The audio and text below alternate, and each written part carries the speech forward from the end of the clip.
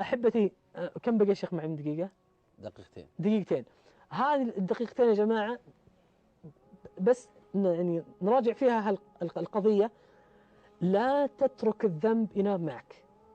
أحد الأخوة يقول في الليل جالس لحالي، فتحت الكمبيوتر الانترنت، يقول والله اني فاتح مقطع ديني في اليوتيوب، يقول فجأت صور على الجنب، يقول فجاني شيطان قلب شوف وش عندهم. يقول فضغطت المقطع، يقول شفت المقطع الشيطان زين لي، شفت المقطع الثاني الثالث، يقول فجيت انوم وركدت الساعة قبل أذان الفجر عشان أقوم أصلي الليل.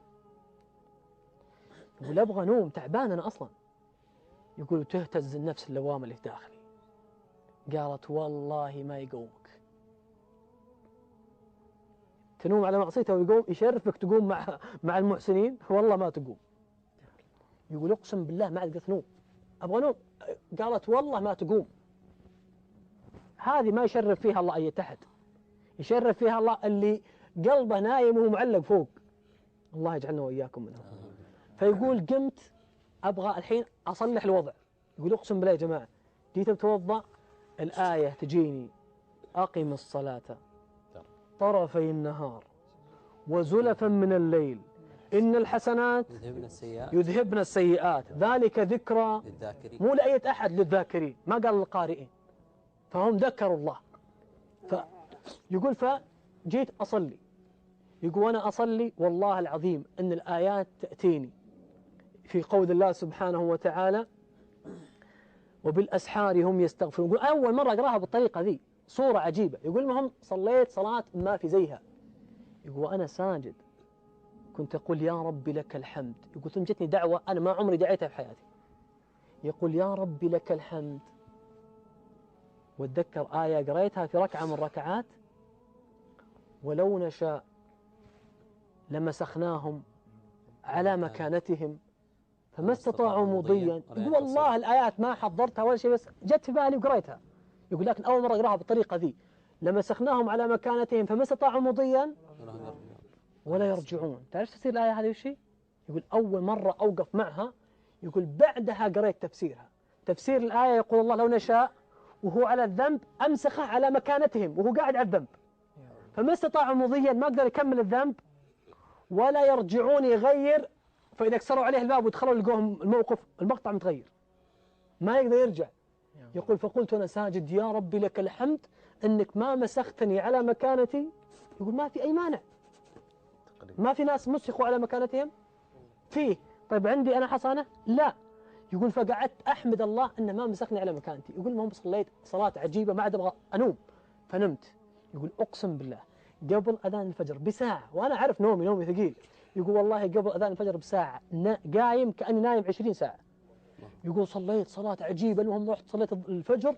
يقول والله أني الذنب ذا أحسن يعني قضية عندي اللي حصلت بعده. إيش سوى؟ طلع من المسجد. يقول طلعت من صلاة الفجر وألقى عامل بلدية قاعد يلبس شرابه الله يجلكم. يقول طلعت اللي في جيبي ما أدري كم، ذكرت أن الصدقة تطفئ. يقول أبغى الله يرضى وبس. يقول والله ما أدري كم أعطيته، اللي عندي كله أعطيه فيها. يقول فجاني الشيطان وأنا بركب سيارتي قال لي يا حبيبي سوي يقول يبغى يقنطني، قال تسوي تلعب على كيفك وحين تصدق بكم ريال عشان يغفر لك الله. يقول فوالله ما أخفيك أنه يعني ضيق صدري شوي. يقول فركبت السيارة شغلتها الراديو ما هو مسجل، إذاعة القرآن. يقول والله وأنا أشغل الراديو يقول الله سبحانه وتعالى، يقول واحد يقرأ الله سبحانه وتعالى قوله جل جلاله ألم يعلموا أن الله هو يقبل التوبة عن عباده ويأخذ الصدقات سبحانه. يقول والله يقول صكيت المصحف الراديو، قلت وصلت الرسالة يا رب، وآخر ساجد على الأسفلت في الأرض. يقول نزلت من السيارة قلت يا رب هذه الرسالة لي أنا.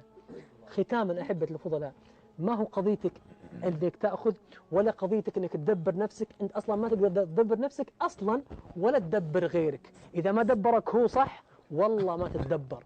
عرفت ان المعاصي مهينة لأنها تظهر على الوجه وتبي تشوف راعيها يعيش الغبينة، والناس من حوله بخير وسعيدين.